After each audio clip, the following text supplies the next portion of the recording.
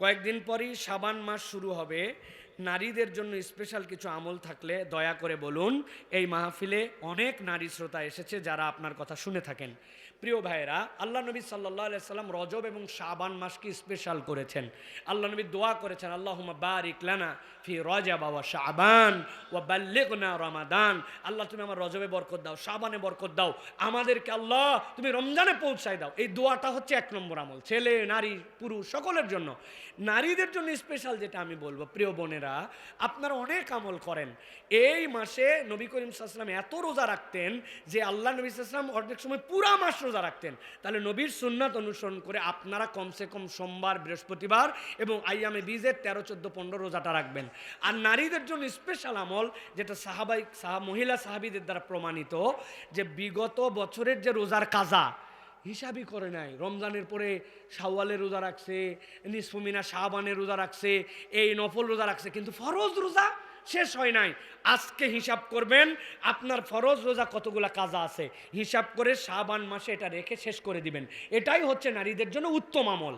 আর 2 নম্বর আমল, সংসারে স্বামী এবং তার যে আয় রোজগার রমজানে যেন সহজ হয়, এই জন্য কিছু সামান রেডি করা। আপনি 30 দিনে যদি নিয়ত করেন প্রত্যেক দিন 1 পোয়া করে চাল রেডি করছি, 10 কেজি চাল রেডি হয়ে যায়, 10 কেজি আলু রেডি হয়ে যায়, 5 কেজি পেঁয়াজ রেডি হয়ে যায়, 1.5 কেজি সয়াবিন তেল রেডি হয়ে যায়। আপনার স্বামী এমন পরিশ্রম করেন যে এই পরিশ্রমে বলে আমি রোজা থাকতে পারি না, আপনি তাকে বলবেন আল্লাহর দয়ায় আমি 2 মাসের প্রচেষ্টায় আপনার 10 দিনের সমান বাজার করা লাগবে না, আমার বাড়িতে রেডি আছে। তাহলে আপনি 20 দিন কাজ করলে হয়, 1 দিন করবেন, 1 দিন বাদ দিবেন, 6 ঘন্টার কাজ 3 ঘন্টা করবেন। আমি এটা জোগাইছি, আপনিও 1 মাস ধরে একটু জোগান, 2 জন মিলে 15 দিনেরটা জোগাই, কিন্তু কেউ রোজা মিস দিব না।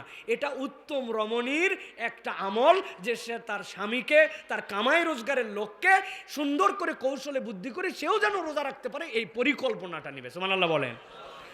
এইটা হচ্ছে আমাদের জন্য নির্দেশনা। প্রিয় ভাইরা, আল্লাহ রাব্বুল আলামিন আমাদের মা বোনদেরকে উত্তম আমল করার তৌফিক দান করেন। শাইখ ইসলামী দলগুলোর মধ্যে অনেক সময় ফাটল ধরে, এই ফাটল ধরার কারণ কি? প্রিয় ভাইয়েরা, যারা ইসলামিক দল, যারা রাজনীতি করেন, নানান বিষয় আশয় তাদের মধ্যে আছে। এর মধ্যে কতকগুলো আছে দুনিয়ার স্বার্থ, কতকগুলো আখেরার স্বার্থ। যখন দুনিয়ার স্বার্থ আখেরাতের উপর প্রাধান্য পায়, তখন শয়তান সে জায়গায় আসে আমাদের মধ্যে নানান বিভেদ তৈরি করে, ঠিক কিনা? এই জন্য একত্রিত হওয়ার যতগুলো সূত্র, এর মধ্যে প্রধান সূত্র হচ্ছে নিয়তের মধ্যে খুলুসিয়াত লাগবে, পরকালমুখী চিন্তা লাগবে, আর আল্লাহর সন্তুষ্টি লাগবে। এখন আমি জানি না কোন দলের মধ্যে কি ফাটল হয়েছে, এই 3টা যদি থাকে তাহলে বোঝা যাবে যে ঠিক আছে। আর যখন ফাটল ধরবে তখন বিবেচনা করে দেখতে হবে পানি পড়ার কারণ কি, নিশ্চয় এই 3টার কোনো একটা লিক হয়েছে, ঠিক কিনা? প্রিয় ভাইরা, বাকিটা আপনারা বুঝে নেন ভাই। আমি প্রকাশ্য এবং কোনো রকম দলের সাথে সম্পর্কিত হয়ে কোনো বাংলাদেশের প্রচলিত রাজনীতি আমরা সরাসরি করি না। যদিও আমরা চাই আল্লাহর দিন বিজয়ী হোক, আল্লাহর আইন প্রতিষ্ঠিত হোক, শরীয়ত সম্মতভাবে দুনিয়া চলুক, বাংলাদেশ চলুক, ইনসাফের বাংলাদেশ হোক, তার পক্ষে আমরা সরাসরি আসি। এইটাই আমাদের রাজনীতি ইনশাআল্লাহ। এই জন্য বলবো, খুলুসিয়াতের সাথে আল্লাহর দিক তাকায় দেশের স্বার্থকে রক্ষা করে ছাড় দেওয়ার মানসিকতা নিয়ে আগায় যেতে হবে। ছাড় না দিলে হয় না।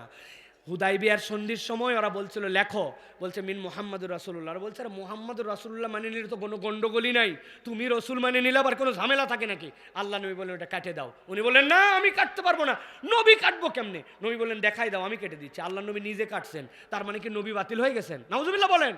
তার মানে বৃহত্তর কল্যাণের দিকে তাকায় অনেক সময় অনেক ছাড় দিতে হয়, এটা নবী শিখাই দিয়ে গেছে। এখন আমি আমার স্বার্থে ভরালে একসাথে আসি, স্বার্থ ফুরালে একসাথে নাই, এটা তাহলে আপনার নিজস্ব ইগোর স্বার্থ, এটা আল্লাহ আল্লাহ রসুলের খুশির স্বার্থ নয়, ঠিক কিনা? এই জন্য আল্লাহ আল্লাহ রসুল খুশিকে প্রাধান্য দিত। আল্লাহ আমাদেরকে বোঝার তৌফিক দান করেন। জোহর বা আসরের নামাজে ইমাম সাহেব কেরাত আসতে পড়ে, ওই সময় মুসল্লিরা কি করবে? প্রিয় ভাইয়েরা, মুসল্লিদের জন্য ইন্দাল আহনাফ, হানাফি ফিকহ অনুযায়ী ইমাম জোরে পড়েন আর আস্তে পড়েন। ইমামের পিছনে মুসল্লিদের কোনো কেরাত নাই, সানা পড়বে, সানা পড়ার পরে সে চুপ করে থাকবে। তবে বাকি অন্য মাযহাব, অন্য যারা ফিকহ আছেন তাদের বর্ণনা অনুযায়ী যেইগুলা নামাজে ইমাম সাহেব চুপ করে থাকেন, ওইগুলা নামাজে মুসল্লি ইমামের পিছনে সূরা ফাতিহা পড়বে। এইটা পড়লে তার জন্য উত্তম, সমস্যা নাই।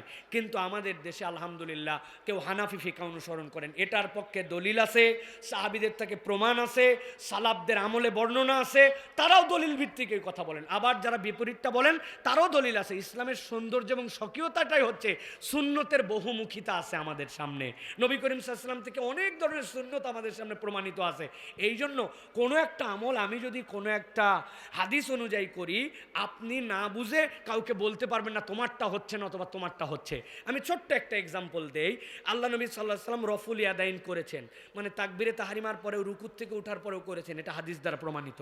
আবার মুসান্নাফ আবি শাইবা, মুসান্নাফ আব্দুর রাজ্জাক, তারপরে হচ্ছে মুয়াত্তা ইমাম মালিক, এইগুলোর দ্বারা প্রমাণিত আছে সাহাবীদের দ্বারা যে তারা রফুল ইয়াদাইন করেন নাই, একটাই তাকবীরে তাহরিমার পর করেন নাই। তাহলে আল্লাহ নবীতে এটাও প্রমাণিত, এটাও প্রমাণিত। এখন আমি রফুল ইয়াদাইন করি, যে করে না সে আমাকে বলতেছে হাদিসের মধ্যে এটা নাই, তোমার এটা বাতিল, আমি যেটা করতেছি এটার দ্বারা সুন্নত জিন্দা করতেছি। আপনি তাহলে ভুলের মধ্যে আছেন। দুইটাই ছিল, আপনি একটাকে নিষেধ করে দিয়ে আপনি সুন্নত জিন্দা করতেছেন না, প্রকারান্তরে সুন্নতকে অস্বীকার করতেছেন, ঠিক কি না? অতএব এই উদারতাটা আমাদের মধ্যে থাকতে হবে। সুতরাং সেই হিসাবে কেউ পিছনে কেরাত পড়তে পারেন, যেগুলো নামাজে ইমাম চুপ করে থাকেন, আবার কেউ যদি না পড়েন তাহলেও কেরাতুল ইমাম কেরাতুল মুসল্লি এই আমলের উপরে তার আমল হয়ে যাবে। সুতরাং আমরা বুঝ করে ইনশাআল্লাহ ফিকহি বিধানগুলো মেনে চলার জন্য চেষ্টা করব। ইদানিং প্রত্যেক মাহফিলের আশেপাশে মেলা বসতে দেখা যায়। এটা বন্ধ করার জন্য প্রয়োজনীয় পদক্ষেপ গ্রহণ করার জন্য বিভিন্ন কমিটির জন্য আপনার পরামর্শ চাই। প্রিয় ভাইয়েরা, আমাদের যে ওয়াজ মাহফিল এবং এর সাথে যে আমাদের বিভিন্ন ধরনের খাদ্যের দোকান আসে, বিভিন্ন ধরনের, এটা কিন্তু আমাদের এখন একটা সংস্কৃতির অংশ হয়ে গেছে। এটা ওই পর্যন্ত আমাদের জন্য গ্রহণযোগ্য যে পর্যন্ত এর মধ্যে অনইসলামিক কিছু না ঢোকে। এই মাহফিলে কত দূর দূরান্ত থেকে মানুষ আসছে, একটা পেঁয়াজুওয়ালা পেঁয়াজুর দোকান দিছে, হ্যাঁ, আপনি আপনার বাচ্চাকে নিয়ে ওয়াজ মাহফিলে আসছেন, সে বলছে আব্বু আমি একটা বেলুন নেব, আপনি তাকে একটা বেলুন কিনে দিছেন। 1 কেজি বাড়িতে যাওয়ার সময় জিলাপি কিনে নিয়ে গেছেন, হ্যাঁ, একটা হোটেল আসছে, হোটেলে আপনি খাইছেন, এই টুপির দোকান আসছে, আতরের দোকান আসছে। সুতরাং দোকান মানেই বাজে, দোকান মানেই বন্ধ করে দিতে হবে, এইটা আমরা বলবো না, কেননা এটা একটা সংস্কৃতির অংশ হয়ে গেছে আমাদের। কিন্তু এই দোকান যদি মেলা হয়ে যায়, মেলা মানে কি হারাম হালাল এই সেই, মহিলারা যাচ্ছে মনিহরি, দোকানপাট, চরকি মরকি, তাহলে তো এটার মধ্যে ইসলামিক সংস্কৃতি থাকলো না। আপনি এখানে আনছেন ওয়াজ করার জন্য, ওখানে মহিলারা যায় বাজার হাট করতেছে বেপরদায়। সুতরাং প্রথম কাজ কমিটিকে আপনারা ডিক্লার দিবেন আমাদের মাহফিলের যে রেঞ্জ, এই রেঞ্জের মধ্যে কোনো দোকান থাকবে না। কারণ অনেক পণ্ডিত আছে, সে বলবে আমার জায়গা আমার জমিন, আমি দোকান দিব, তোর কি আছে না, এরকম কিছু লোক থাকবে সমাজের মধ্যে। অতএব তার জন্য বলবেন ভাই আমার গণ্ডির মধ্যে হওয়া চলবে না, এটা 1 নম্বর। 2 নম্বর, অমুক অমুক দোকান, মনিহরির দোকান, খেলনার দোকান, অথবা এই কন্টেন্টের দোকান, এই দোকান চলবে না, আপনি নির্ধারিত করে দিবেন। আর একটা যখন মাহফিল হয় তখন তো একটা কমিটি থাকে, কমিটির এইটুক প্রভাব না থাকলে আপনি মাহফিল কেমনে বাস্তবায়ন করবেন? কত ক্ষেত্রে স্ট্রং সিদ্ধান্ত নিতে হবে। কেউ পছন্দ করবে না, কিন্তু সেটা যদি আল্লাহর জন্য, দ্বীনের কল্যাণের জন্য হয়, কে পছন্দ করলো না, এটা সবসময় দেখার টাইম নাই, ঠিক কিনা? এজন্য আপনাকে সতর্ক হতে হবে। আর 3 নম্বর, যারা দোকান নিয়ে আসেন তাদেরকেও বুঝতে হবে ভাই এটা একটা দ্বীনি পরিবেশের জন্য, আল্লাহর জন্য আপনি এখানে মানুষ আসছে, সেখানে আপনি যদি হারাম জিনিস বিক্রি করেন, এমন জিনিস বিক্রি করছেন যেটার সাথে ইসলাম পছন্দ করেন, তাহলে আপনার সংসারে কেমনে বরকত হবে ভাই? আপনারা তো দিন শেষে মুসলমান, কবরে যাওয়া লাগবে। তাহলে ওয়াজের মাহফিলে আপনি হারাম কিছু এনেন না, এই দোকান করেন না, অল ওভারই হারাম নিষেধ, কিন্তু এই সময় আপনি আরও বেশি পরহেজ করবেন। আল্লাহ আমাদেরকে বোঝার তৌফিক দান করেন। হুজুর, আমাদের এলাকায় অনেক মানুষ জুয়ায় আসক্ত, বিশেষ করে অ্যাপসের মাধ্যমে তারা বিভিন্ন খেলা কেন্দ্রিক জুয়া খেলে, এটা এখন কুমিল্লা অঞ্চলের মহামারী আকার ধারণ করেছে।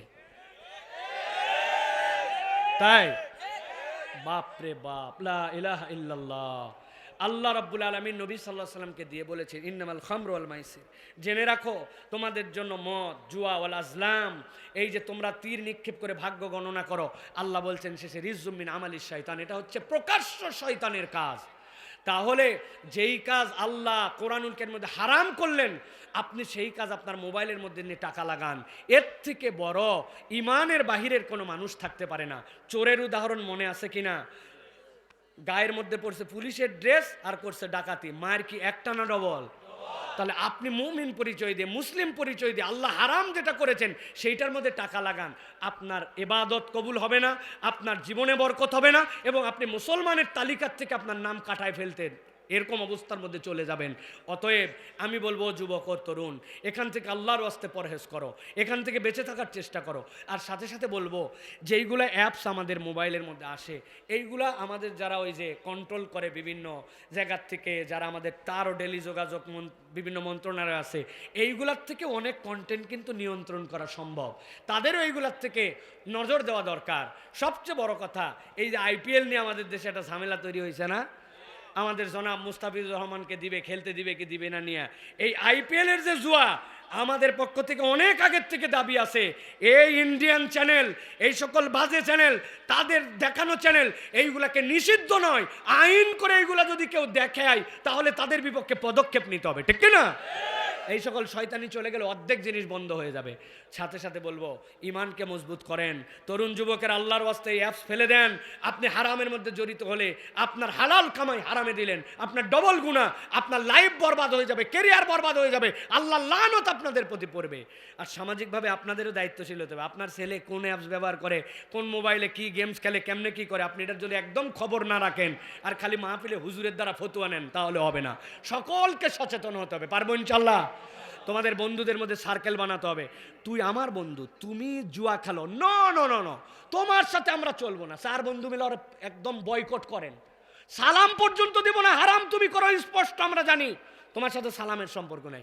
ও লজ্জায় অ্যাপস ফেলে দিয়ে তওবা করে আপনার সাথে মিশবে, কারণ মানুষ সামাজিক জীব, আপনারা ছাড়া তার চলবে না, ঠিক না?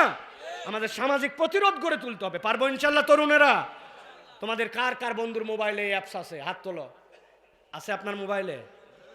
না না, হাত উনার নাই। যাদের থাকে কালকে চেক করে দেখতে হবে। তুই আমার দোস্ত, দে মোবাইল দে, অ্যাপসটা কইটা ফেলবি, তাহলে তোর সাথে সম্পর্ক আছে, চেক করবো কারা কারা ইনশাল্লাহ। হাত তোলো। মুরব্বীর হাত তোলার দরকার না, আপনি অ্যাপসের কি বুঝবেন আন্দাজে? হ্যাঁ ঠিক আছে, আল্লাহ আমাদেরকে কবুল করুক।